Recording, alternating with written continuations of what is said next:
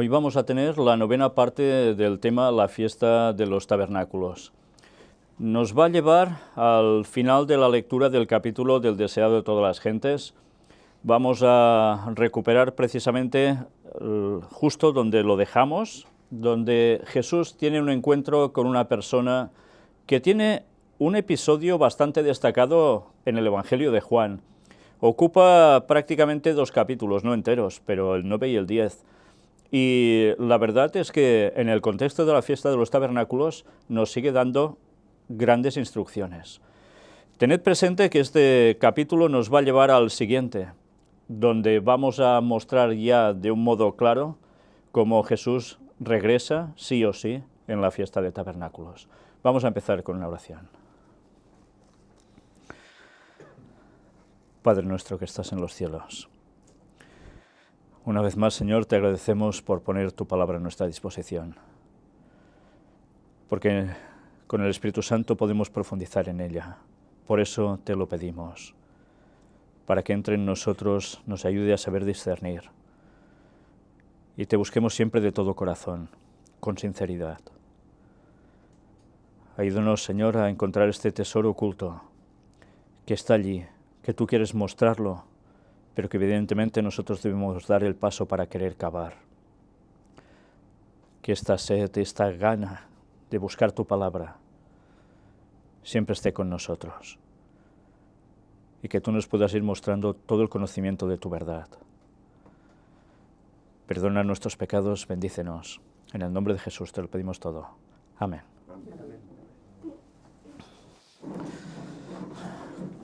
Como bien os decía, Juan 9 y 10 nos habla precisamente de un personaje, y es un ciego.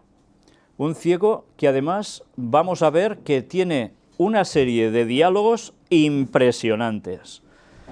Ya sabéis que cuando una persona era ciega en los tiempos de la época de Jesús, podía trabajar de cualquier cosa. Bueno, ahora hay entidades que se dedican a buscar trabajo también para personas invidentes. Antes esto no era precisamente muy común. Y lo curioso de esto es que una persona que era ciega estaba totalmente incapacitada para poder subsistir por sí misma. Totalmente. Dependía de alguien, sean los padres, sean parientes, o sean donativos de otras personas que le daban para que al menos pudiese subsistir. No había una seguridad social que pudiese ayudar a nivel nacional. Y sabéis, sucede algo con ese ciego. Un ciego que tiene un encuentro con alguien muy especial. Lo vimos en la final lectura que tuvimos. Jesús se encuentra con un chico ciego y le dice que se vaya a lavar a un lugar en concreto, el estanque de Siloé, que aún está y se puede visitar en Jerusalén. Y en ese lugar es cuando él entonces recupera la vista al hacer caso de Jesús. Ya vimos cómo escupe en el suelo, en el polvo de la tierra, crea un lodo, se lo aplica sobre los ojos del ciego, y cuando le dice que vaya al estanque de Siloé, que significa el enviado, o sea, lo enviaba a él mismo, a Jesús, como agua, dador de vida, y el ciego recibe la luz, puede ver, ciego de nacimiento. Vamos a ver un poco hoy todo esto, porque el texto bíblico lo vais a encontrar en el capítulo 9, capítulo 10, en unos cuantos versículos también, y vamos a ver cómo Ellen White habla de lo mismo y nos da esos detalles que también nos harán pensar mucho. Desde luego, el texto bíblico es precioso. Solo de por sí es impresionante. Vamos a ver un poco todo esto. Ante todo, quiero mostraros 2 imágenes. Evidentemente, la de portada. Aquí he extraído de una película que aparece Jesús sanando al ciego, aplicándole ese lodo sobre los ojos. Pero a mi espalda aparece otra imagen, esta. Evidentemente nos lleva a un juicio, ¿no? Un juicio con decreto y detrás, evidentemente, una balanza donde vamos a ser sospesados todos. ¿Y qué tiene que ver esto con el tema del ciego? ¿Qué tiene que ver esto con lo que también tratamos anteriormente? Vamos a verlo. Primero de todo, voy a leeros un poco el texto de Juan 9 para centrarnos en ese tema del ciego. A partir del versículo 1 nos dice: al pasar Jesús vio a un hombre ciego de nacimiento, y le preguntaron sus discípulos, diciendo: Rabí, ¿quién pecó, este o sus padres, para que haya nacido ciego? Pregunta curiosa, ¿eh? Ahora esto nos sorprendería. Para ellos esto era una cuestión, ya lo veréis, bastante normal, pensar que cuando uno estaba mal era por un pecado de alguien, fuera de él o de sus progenitores. Respondió Jesús: no es que pecó este ni sus padres, sino para que las obras de Dios se manifiesten en él. Me es necesario hacer las obras del que me envió, entre tanto que el día dura. Porque cuando el día dura, ¿qué hay durante el día? Hay luz, ¿no? Como mínimo hay luz. A veces puede estar muy nublado, pero hay luz, nos vemos. Pero después dice: la noche viene, cuando nadie puede trabajar. Sin luz, difícil trabajar, ¿verdad? Muy complicado. ¿Qué quiere decir esto? Con luz se puede trabajar, sin luz no se puede trabajar. Luz, día, oscuridad, noche, sin luz. Evidentemente hace una referencia espiritual. Si tienes la luz puedes trabajar para la causa espiritual, pero si no recibes esa luz, ¿qué puedes hacer? Pero esto aún tiene más aplicación. Va a llegar un momento en que quien quiera hacer la obra de Dios, ahora se puede ir haciendo, ¿verdad? Se puede ir predicando, la gente puede aceptar o no, pero va a llegar un momento en que la noche va a llegar. La noche en que la luz será cortada al mundo. Ya por más que se quiera, la boca de los que van a ser salvos no podrán dar el mensaje a los demás, porque ya habrán hecho todos su decisión. Y habrá la época de oscuridad total en el mundo antes del regreso de Cristo. Es cuando descienden ya las plagas. Ya nadie se va a convertir. Ya no tiene sentido ir a predicar a nadie en esos momentos, porque todos habrán decidido su futuro por ellos mismos. Dios lo va a decretar. ¿Y por qué? Porque habrá un juicio, habrá una sentencia. Se va a aplicar cuando Jesús vuelva. Y Jesús termina diciendo aquí: entre tanto que estoy en el mundo, luz soy del mundo. Fijaos, habla de luz del mundo y automáticamente todo esto lleva a relación con un ciego que no tiene luz, que no ve. A nivel espiritual, lo mismo.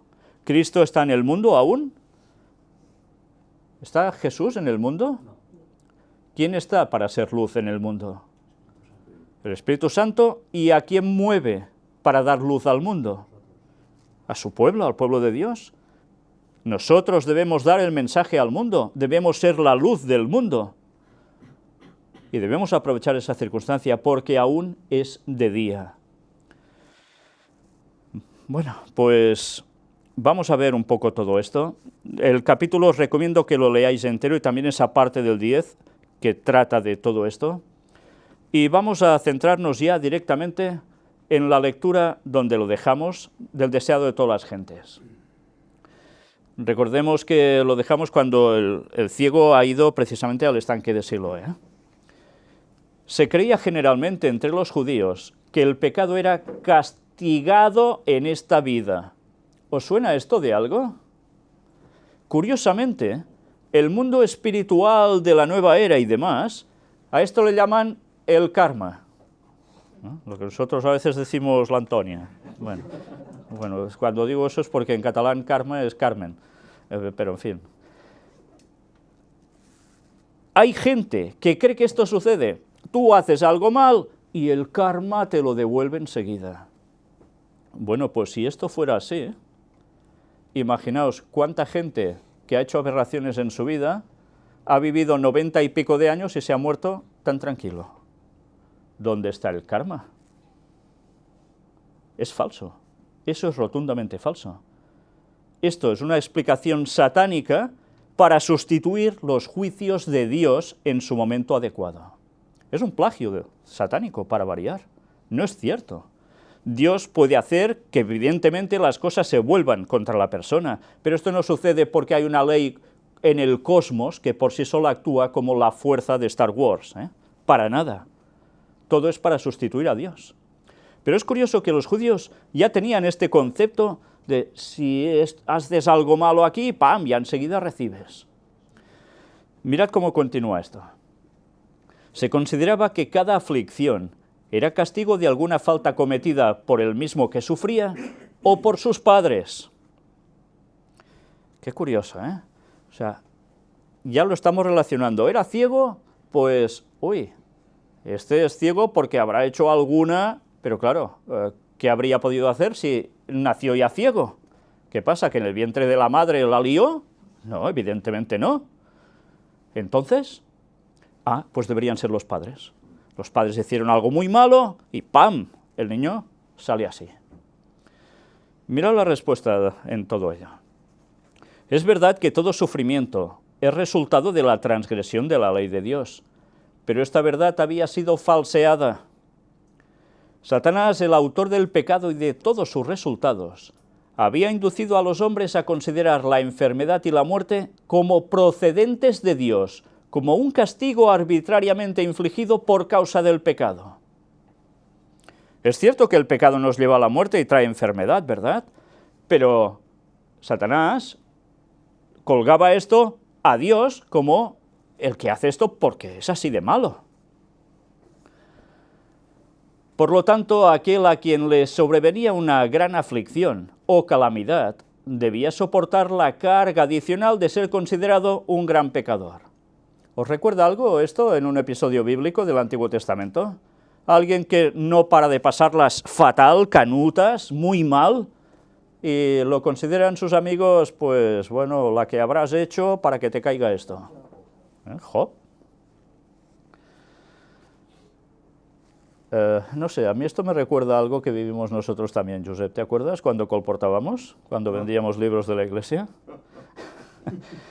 Bueno, recordaré siempre que venían a instruirnos para vender los libros y uno de los que vino, pues bueno, con toda su buena fe, intentaba enseñarnos cómo hacerlo, yendo por los comercios, etcétera, y no vendía nada. Y bueno, era uno de los que más vendía en España. Cuando vino aquí, pues no vendía nada.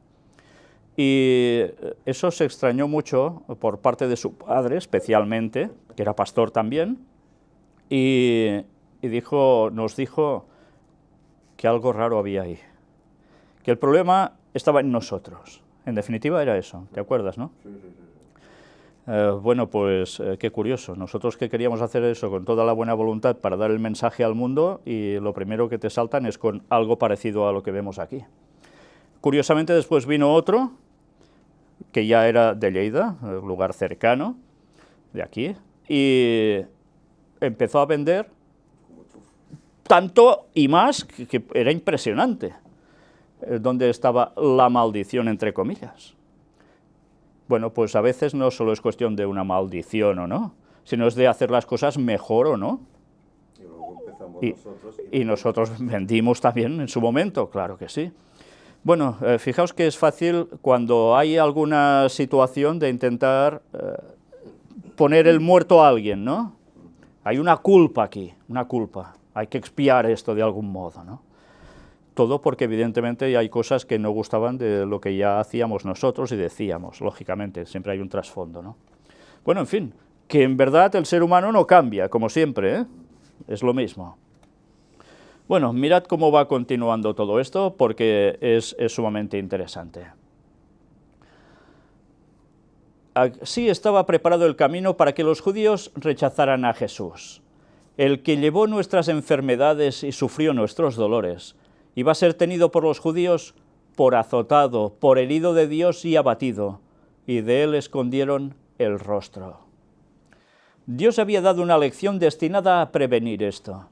La historia de Job había mostrado que el sufrimiento es infligido por Satanás, pero que Dios predomina sobre él con fines de misericordia.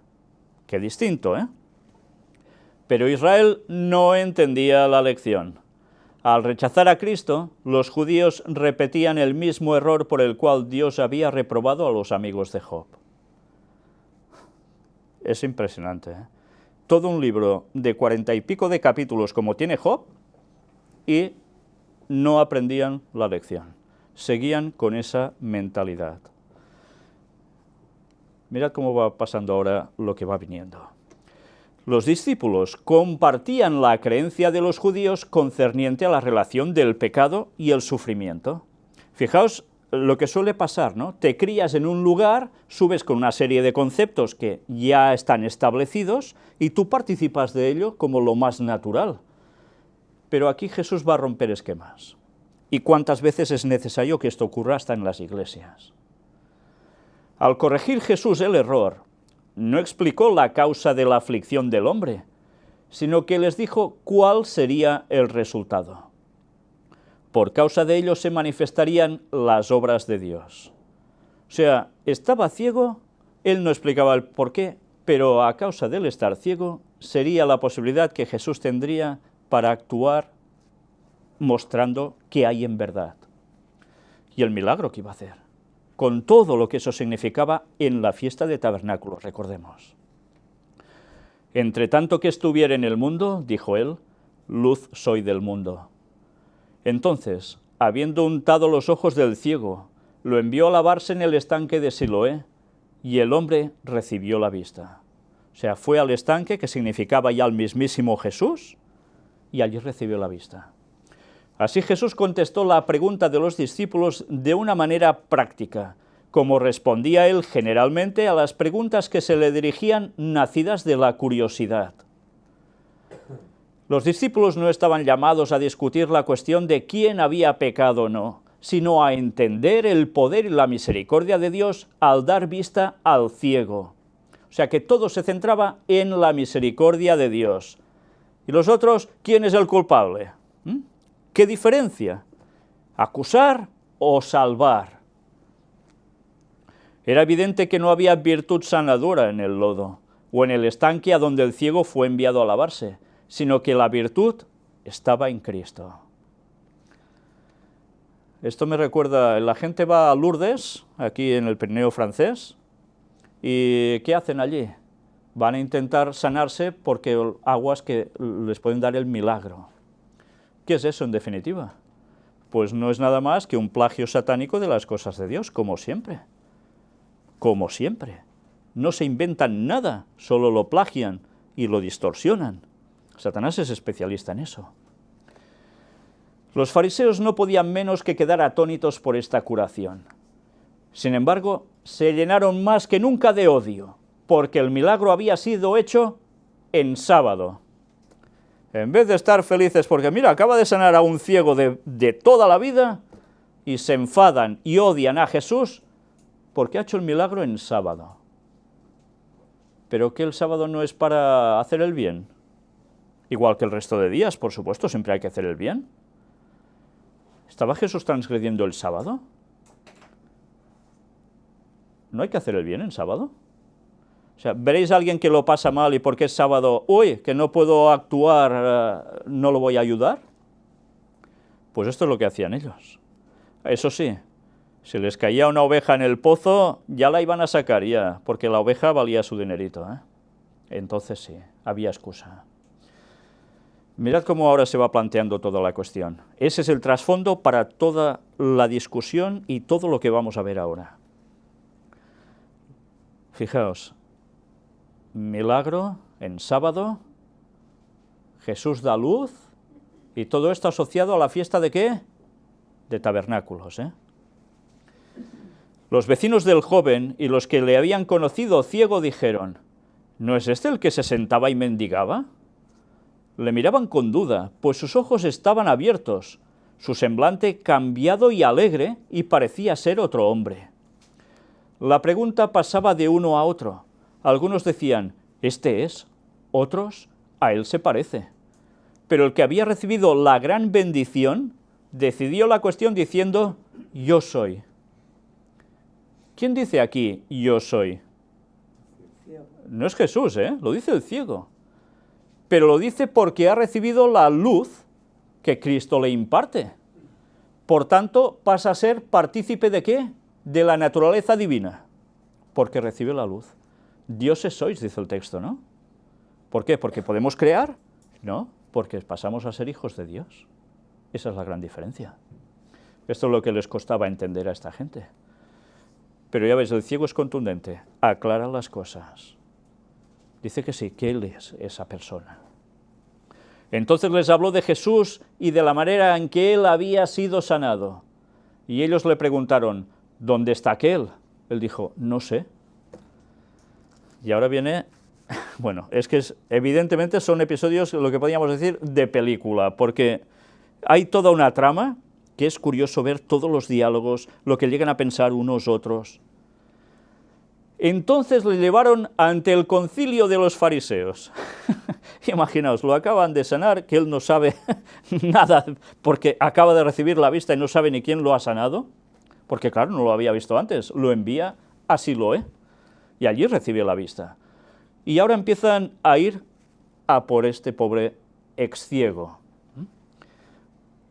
Y lo llevan al concilio de los fariseos. Recibe la luz y lo llevan al concilio de los fariseos. Y en el concilio de los fariseos había luz o tinieblas.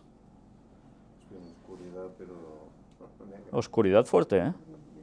Pero fuerte, ¿eh? Y cuando hablemos de los misterios de Babilonia, si Dios quiere, trataremos de eso. Pero esto tiene una aplicación también para estos tiempos y los siguientes.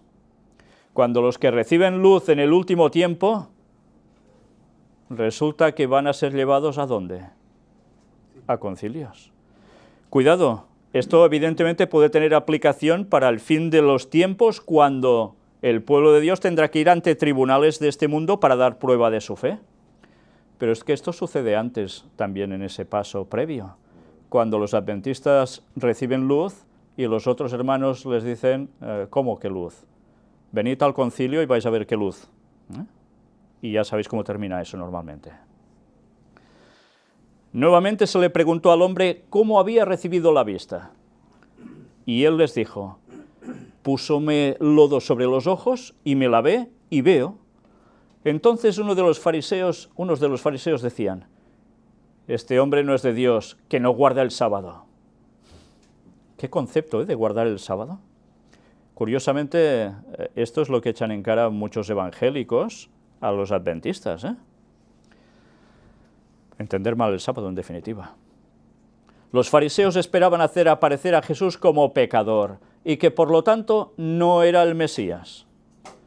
No sabían que el que había sanado al ciego había hecho el sábado y conocía todas sus obligaciones. Claro, ¿quién hizo el sábado? Jesús mismo. ¿Cómo no iba a saber el límite de lo que toca y no toca en sábado? Aparentaban tener admirable celo por la observancia del día de reposo, pero en ese mismo día estaban planeando un homicidio. Querían ser muy legalistas, hasta el extremo, pero resulta que estaban preparando la transgresión del mandamiento que Dios tiene más claro: no se puede matar. Y ellos estaban preparando el homicidio de Jesús. Ni se daban cuenta, tan ciegos llegaban a ser. Sin embargo, al enterarse de este milagro, muchos quedaron muy impresionados y convencidos de que aquel que había abierto los ojos del ciego era más que un hombre común. En respuesta al cargo de que Jesús era pecador porque no guardaba el sábado, dijeron, ¿cómo puede un hombre pecador hacer estas señales? La duda ya estaba en ellos, ¿eh? Ya creían algunos de ellos que, claro, ¿cómo puede hacer esto alguien que es un pecador? Tiene que ser el Mesías. Los rabinos volvieron a dirigirse al ciego. Entre ellos tienen este diálogo mientras el ciego está allí. ¿Qué hacen ante este debate? Se dirigen al ciego. ¿Tú qué dices del que te abrió los ojos? Y él dijo, que es profeta. Los fariseos aseguraron entonces que no había nacido ciego ni recibido la vista. Ah, pues no, tú no has nacido ciego ni has recibido la vista. ¿Cómo? Que se lo digan a él, ¿no? Como si no lo supiera él. Llamaron a sus padres y les preguntaron diciendo, ¿es este vuestro hijo el que vosotros decís que nació ciego? Allí estaba el hombre mismo declarando que había sido ciego y que se le había dado la vista. Pero los fariseos preferían negar la evidencia de sus propios sentidos antes que admitir que estaban en el error. Siempre recordaré la experiencia que tuviste, Josep, con la foto del Arca de Noé, mostrándosela a alguien y que decía que allí no veía nada. ¿Será que no se veía, no? Y no veía nada. ¿Cómo puede ser que ante evidencias tan claras se quiera ser tan ciego? Cuesta entender, pero ¿os dais cuenta? El ser humano no cambia. Pasan miles de años y seguimos siendo iguales. Cambiará la civilización, las formas de ciertas... pero nada más. El ser humano es el mismo. Tan poderoso es el prejuicio, tan torcida es la justicia farisaica. A los fariseos les quedaba una esperanza, la de intimidar a los padres del hombre.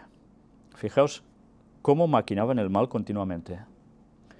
Con aparente sinceridad preguntaron, ¿cómo pues ve ahora?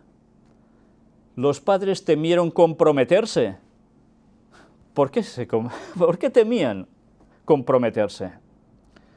Porque sabían que estos señores tenían mucho poder en la nación. Y si ellos declaraban algo que a los otros no les gustaba, se les acabó la buena vida social entre su pueblo. Y peor podía ser que eso. Podían llegar a tener que estar fuera, por decreto, de cualquier acto religioso con ellos. Evidentemente tenían un poder brutal. El poder eclesiástico, ¿no? ¿Cambian las cosas? Qué poco cambian, ¿eh?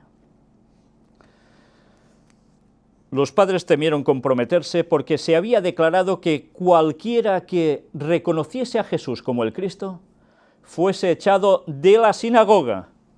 O sea, ahora sería de la iglesia, ¿eh? Es decir, excluido de la sinagoga por 30 días. Era como una tarjeta amarilla en el fútbol, ¿eh? Bueno, en según qué deporte es una exclusión por minutos, y luego pueden regresar, ¿no? Como en balonmano, ¿no? El handball. Bueno, pues más o menos hacían lo mismo. Ahora, esto es lo que en la iglesia también se hace, la amonestación, ¿no? Un voto de censura, que dura X tiempo. Después se vuelve a convocar otra junta y si se sigue igual, pues ya viene la desfraternización. En el deporte sería la expulsión, ¿no? Bueno, en este caso es desfraternización porque es cuestión eclesiástica. Las cosas no cambian, ¿eh? Durante ese tiempo, ningún hijo sería circuncidado o ningún muerto sería lamentado en el hogar ofensor. ¿Os dais cuenta? Serían como los parias allí dentro. La sentencia era considerada como una gran calamidad, y si no mediaba arrepentimiento, era seguida por una pena mucho mayor. Es que es impresionante, ¿eh? Cuando recuerdo tantas cosas, Josep, cómo todo siempre pasa igual. La obra realizada en favor de su hijo había convencido a los padres. Sin embargo, respondieron, sabemos que este es nuestro hijo y que nació ciego, mas cómo ve ahora no sabemos, o quién le haya abierto los ojos. Nosotros no lo sabemos. Él tiene edad, preguntadle a él hablará de sí. Imaginaos, los padres normalmente quieren mucho a los hijos, pero ante esta situación hasta se los sacaban de encima para que todo fuera sobre él. Qué triste, ¿eh? Es una actitud deplorable por parte de los padres, por no quererse enfrentar, pasara lo que pasara, a esa gente que emitía juicios sobre ellos. Es que claro, que te expulsen de la iglesia te desmonta la vida, toda la vida en la iglesia, ¿eh? Pues no, este ya responderá él, nosotros seguimos como si nada. Así transfirieron toda la responsabilidad a su hijo, porque no se atrevían a confesar a Cristo. Sabían que era Cristo, lo habían percibido los padres porque era el que los sanó, y en cambio lo estaban negando. Ahora saben el mensaje final del cuarto ángel, pero para que no los echen fuera, se lo callan y siguen ahí dentro, porque saben que se tendrán que enfrentar con un juicio de Sanedrín en la iglesia. Las cosas no cambian, ¿eh? Cristo no está entre nosotros en vivo, en persona, pero está su pueblo, representándole, dando la luz que él recibe de él. El dilema en el cual fueron puestos los fariseos, sus dudas y prejuicios, su incredulidad en los hechos del caso, fueron revelados a la multitud, especialmente al pueblo común. Jesús había realizado frecuentemente sus milagros en plena calle, y sus obras servían siempre para aliviar el sufrimiento. Siempre hacía el bien. La pregunta que estaba en muchas mentes era, ¿haría Dios esas obras poderosas mediante un impostor, como afirmaban los fariseos que era Jesús? La discusión se había vuelto encarnizada por ambas partes. Era un debate más que abierto, ¿eh? Los fariseos veían que estaban dando publicidad a la obra hecha por Jesús. Claro, se daban cuenta ellos, que con todo esto aún era más publicidad para Jesús. No podían negar el milagro. El ciego rebosaba gozo y gratitud, contemplaba las maravillas de la naturaleza y se llenaba de deleite ante la hermosura de la tierra y del cielo. Claro, nosotros esto, como los que hemos tenido vista siempre, no lo aprecias igual, incluso hasta los miopes, ¿no? Como yo, más o menos lo vemos todo, ¿no? Ya lo tienes como normal, pero claro, imaginaos un ciego que ha pasado unos cuantos años y de repente recibe la vista y ve la maravilla de todo lo que Dios ha creado. Lo mismo con la verdad presente. Una vez más, un paralelismo, lo mismo que con la verdad presente. Cuando alguien recibe la luz y ha estado en la oscuridad, no se alegra, no salta de alegría, no piensa comunicárselo a los otros, disfruta de las obras de Dios, de la palabra de Dios. Es lo mismo, siempre igual. Y otros que quieren pisar eso, no falla. Relataba libremente su caso, y otra vez ellos trataron de imponerle silencio, diciendo, da gloria a Dios, nosotros sabemos que este hombre es pecador. Toma, ya está. Es decir, no repitas que este hombre te dio la vista, es Dios quien lo ha hecho. Ya está, así se acababa todo. No, claro, es cierto, es Dios quien hace todo ello, ¿no? Claro, pero es que Jesús, ¿quién es si no es Dios? Claro, aunque vino como hombre, ¿no? Y ahora el ciego respondió, si es pecador, no lo sé, una cosa sé, que habiendo yo sido ciego, ahora veo. Ya está, las cosas claras. Entonces le preguntaron otra vez, ¿qué te hizo? ¿Cómo te abrió los ojos? Procuraron confundirlo con muchas palabras, a fin de que él se juzgase engañado. Qué forma de manipular, las mentes de las personas, para que ya no supiera ni qué le había pasado en definitiva, Satanás y sus ángeles malos estaban de parte de los fariseos y unían sus fuerzas y argucias al razonamiento de los hombres a fin de contrarrestar la influencia de Cristo.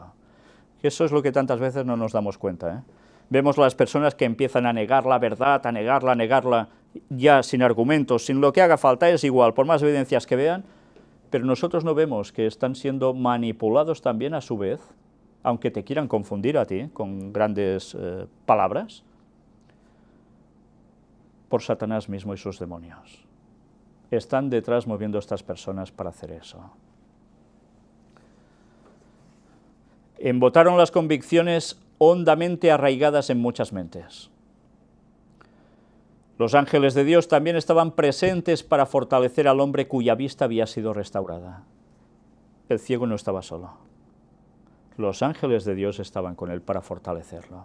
Si no hubiese sido así, hubiese sido muy difícil poder resistir esa obra satánica tan fuerte de presión contra él en esos momentos. Los ángeles de Dios nunca dejan a los suyos.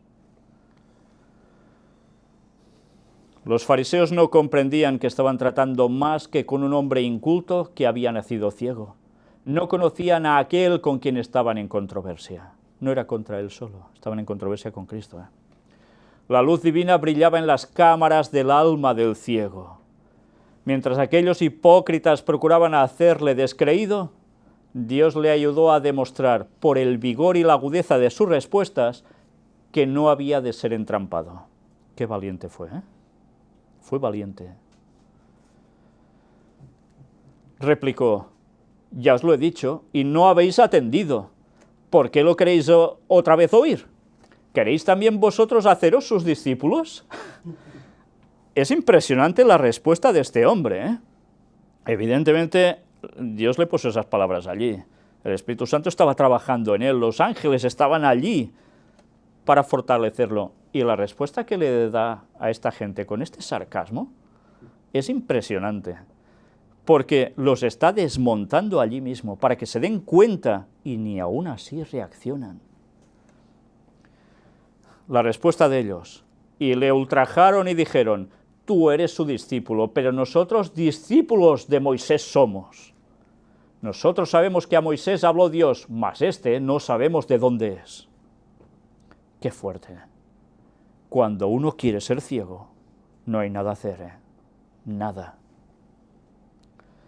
El Señor Jesús conocía la prueba por la cual estaba pasando el hombre, y le dio gracia y palabras, de modo que llegó a ser un testigo por Cristo.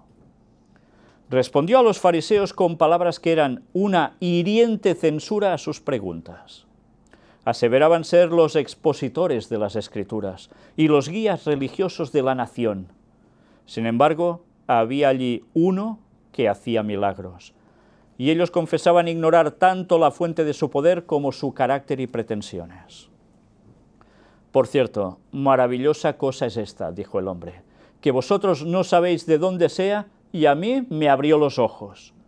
Y sabemos que Dios no oye a los pecadores, mas si alguno es temeroso de Dios y hace su voluntad, a éste oye. Desde el siglo no fue oído que abriese alguno los ojos de uno que nació ciego. Si éste no fuera de Dios, no pudiera hacer nada.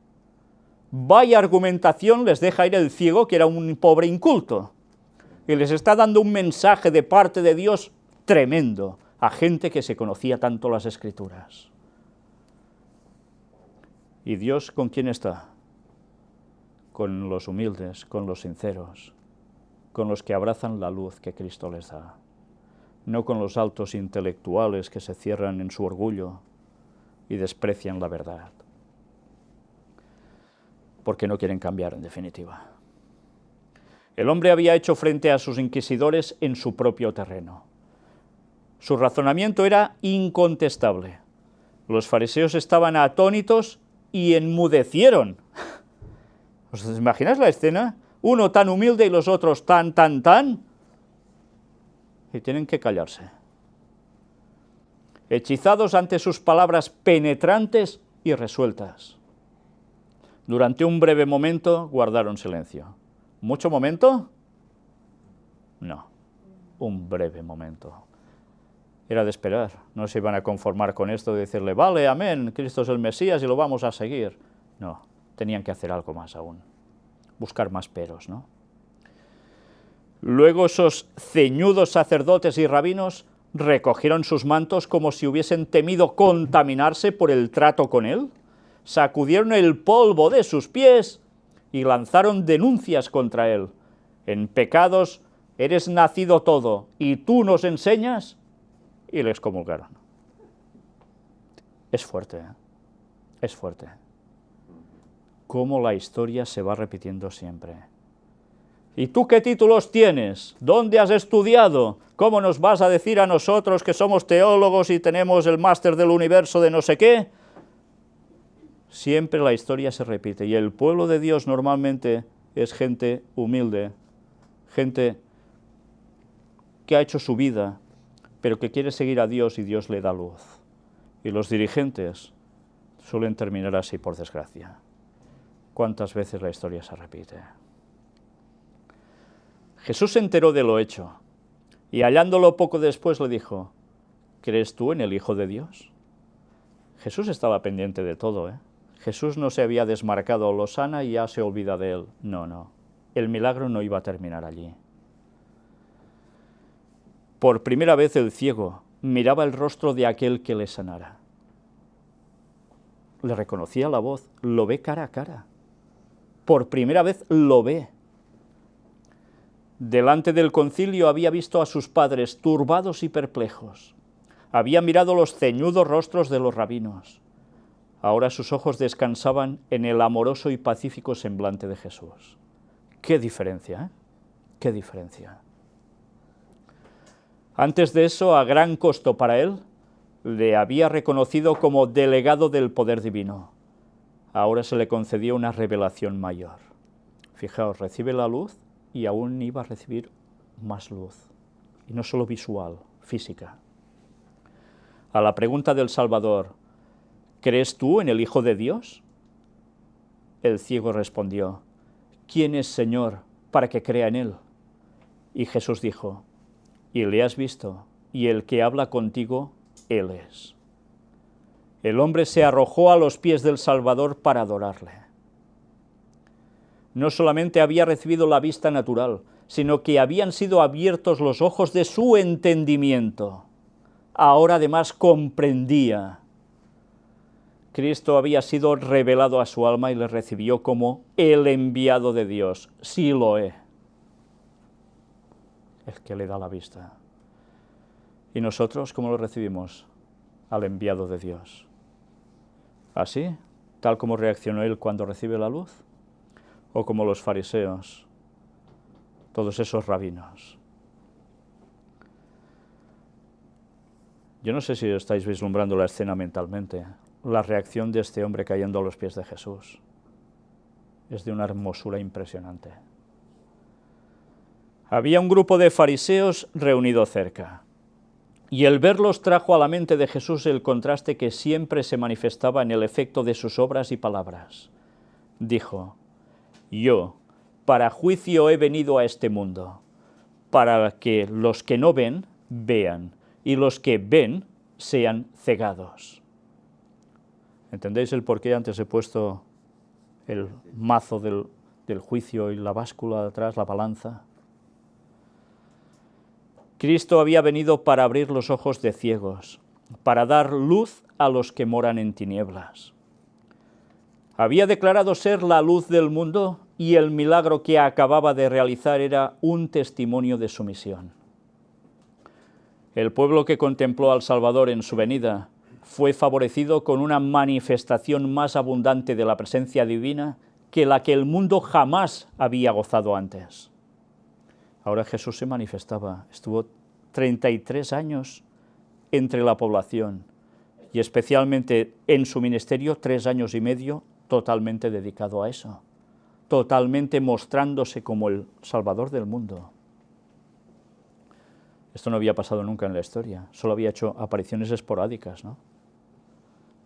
Pero ahora estaba entre los hombres, de un modo total. El conocimiento de Dios fue revelado más perfectamente, pero por esta misma revelación, los hombres fueron juzgados. No, todos van a ser salvos, porque Dios es tan bueno, ¿eh? ¿Cuántas veces oímos eso en según quién, eh? Ha habido tal revelación de Él que sí o sí, eso va a pasar la criba. O lo sigues o te quedas fuera. Su carácter fue probado y determinado su destino. Y eso va a ser con todos, ¿eh? La manifestación del poder divino que le había dado al ciego vista natural, tanto como espiritual, había sumido a los fariseos en tinieblas más profundas. ¿Os dais cuenta? Se da la luz, si se rechaza y se insiste en rechazarla, si no hay reacción, la oscuridad llega a ser total, cada vez tinieblas más profundas. Algunos de sus oyentes, al sentir que las palabras de Cristo se aplicaban a ellos, preguntaron, ¿somos nosotros también ciegos? Ya empezaban a desafiar a Jesús, ¿eh? Él los había visto allí cerca y está diciendo estas palabras. Jesús respondió, si fuerais ciegos, no tuvierais pecado. Si Dios hubiese hecho imposible para vosotros ver la verdad, vuestra ignorancia no implicaría culpa. Mas ahora decís, vemos. Os creéis capaces de ver y rechazáis el único medio por el cual podríais recibir la vista. A todos los que percibían su necesidad, Jesús les proporcionaba ayuda infinita. Pero los fariseos no confesaban necesidad alguna. Rehusaban venir a Cristo y, por lo tanto, fueron dejados en una ceguedad de la cual ellos mismos eran culpables. Jesús dijo, vuestro pecado permanece. Recordemos, esto está aplicado en la fiesta de tabernáculos. Gente que son pueblo de Dios diciendo las cosas a sus líderes religiosos, mostrándoles la verdad clara, y los dirigentes negándolo absolutamente todo. Pues, ¿qué se puede esperar de ello? ¿Qué se puede esperar? Jesús vuelve, 2031, tabernáculos, vuelve. Rechazo de los dirigentes una vez más. ¿Puede haber salvación? Si niegan el mensaje que se les da. Ángel me ha pasado una nota que quiero comentaros, o si quieres comentarla tú mismo, perfecto. ¿Sí? Me dice que el ciego es igual a la iglesia del tiempo final, ya lo veis que es así, que es la Odisea, por supuesto, y también es gente del montón, sincera, no falla. Y la Odisea tiene que recibir algo para poder ver, es el colirio, ¿no? La verdad, el agua, Cristo, la luz, ¿no? Finalmente ve a Cristo cara a cara. ¿Y qué hace cuando ve a Cristo cara a cara? Se pone triste, se va porque no quiere saber nada, o se regocija. Lo mismo que el ciego, rendirnos a Él, alabarle. Gracias por el apunte porque es realmente un buen resumen de todo esto. Es maravilloso. Y todo esto en tabernáculos. Sí, la Odisea es la séptima iglesia, con lo cual todo esto va totalmente unido. Es que es muy fuerte ver cómo todo lo que sucedió y está registrado en la palabra de Dios, como dice el apóstol Pablo, está escrito especialmente para los que han llegado ¿a dónde? Al fin de los tiempos, al fin de los siglos. Somos nosotros. Por eso hay enseñanzas que antes no se podían llegar a comprender en toda su magnitud, porque no se había llegado al momento prácticamente del retorno de Cristo. La enseñanza estaba guardada especialmente para los que vivimos en el tiempo final, en el fin del tiempo del fin. El tiempo del fin ya lo sabemos, empezó, sí, 1798, 1844, muy bien, pero ese era el inicio del tiempo del fin. Pero ahora estamos llegando al fin del tiempo del fin, cuando Cristo ya pronto volverá. Y ahora necesitamos esa luz que Cristo imparte a los que quieren, a los sinceros, a los que son su pueblo, a los que sí quieren ver y le piden a Jesús todo ello. Mientras el resto van a ser vomitados de la boca de Dios. Eso es lo que nos dice la Odisea, ¿es verdad? Que Josep lo presentaste. Y eso es muy fuerte. Porque ya no solo podemos hablar de gente que no cree en nada o de otras denominaciones, sino de gente que se dice adventista y que en verdad ya no son adventistas. Y eso sí que es lamentable. Bien, el próximo capítulo es el clave de todo ello, donde Ellen White lo manifiesta todo de un modo rotundo, clarísimo. Y vamos a terminar esos temas de la fiesta de tabernáculos precisamente con ese capítulo.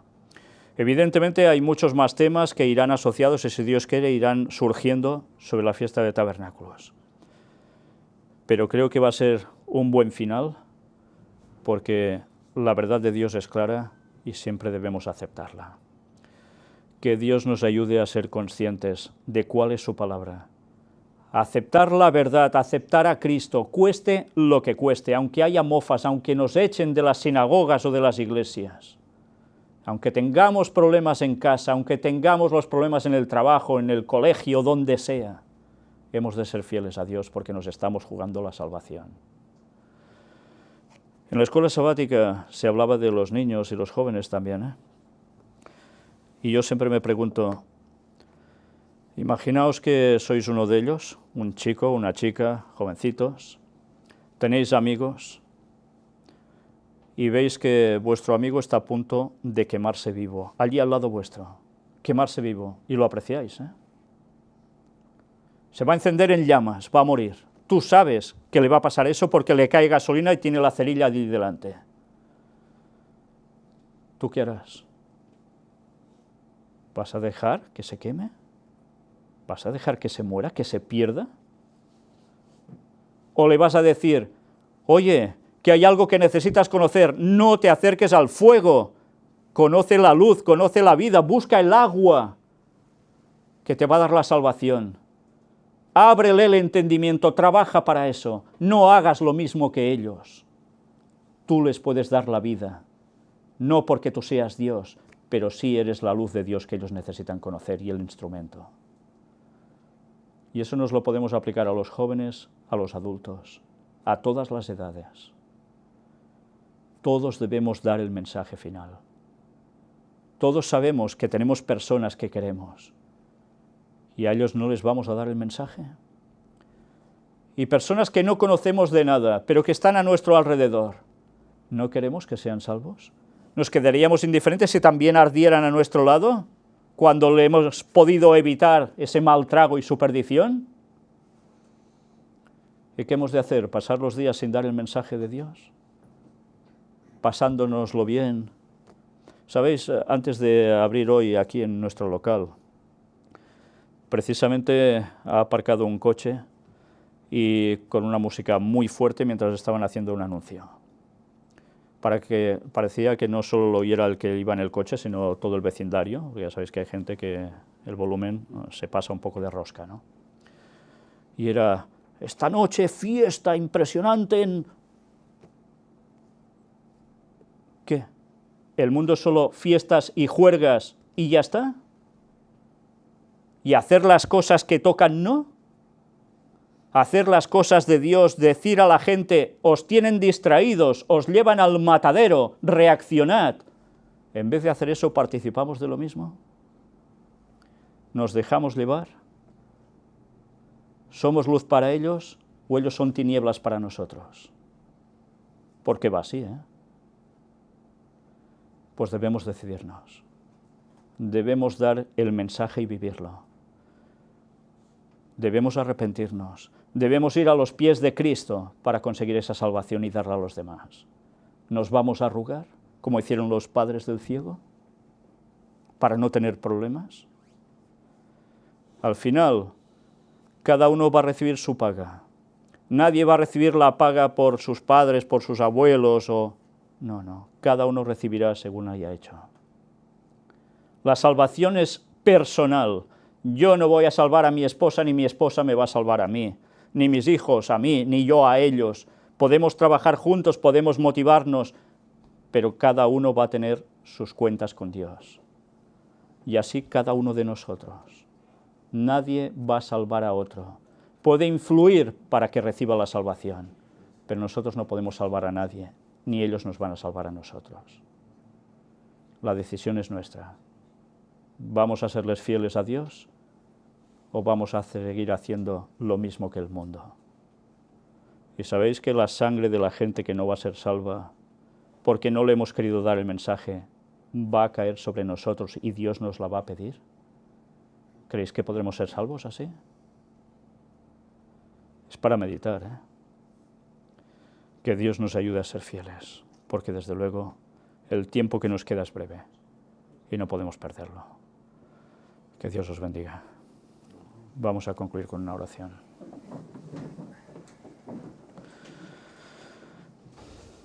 Padre nuestro, te queremos pedir, Señor, que tú estés con nosotros siempre. Que sea el Espíritu Santo el que siempre nos vaya guiando, nos vaya mostrando qué hacemos mal y qué cosas debemos cambiar. Todos hemos pecado y todos a veces seguimos pecando. Y por eso te queremos pedir que si queremos ser de los 144.000, nos des la fuerza también, la voluntad para posicionarnos, para resistir hasta el final y poder ser salvos, y poder dar ese mensaje de salvación a tantas personas de este mundo que aún lo desconocen. Ayúdanos a crecer en conocimiento para también poder argumentar, dándoles el mensaje que cada persona necesita. Cada persona es distinta, Señor. y hemos de buscar los métodos para llegarles. Pero es cierto que hay un mensaje que hay que dar, y es el mensaje que todo el mundo debe oír y debe aceptar, o perderse, y es el mensaje del cuarto ángel. Ayúdanos a no callar, Señor, a serte fieles pase lo que nos pase. Cuida de tu pueblo, y ve uniendo cada día a los que deben ser salvos, en un mismo sentir en ti. Perdona todo lo que hacemos mal, y ayúdanos a buscar esta perfección y a encontrarla. Santifícanos tú, Señor, en tu palabra es verdad. En el nombre de la verdad, en el nombre de Cristo te lo pedimos todo. Amén.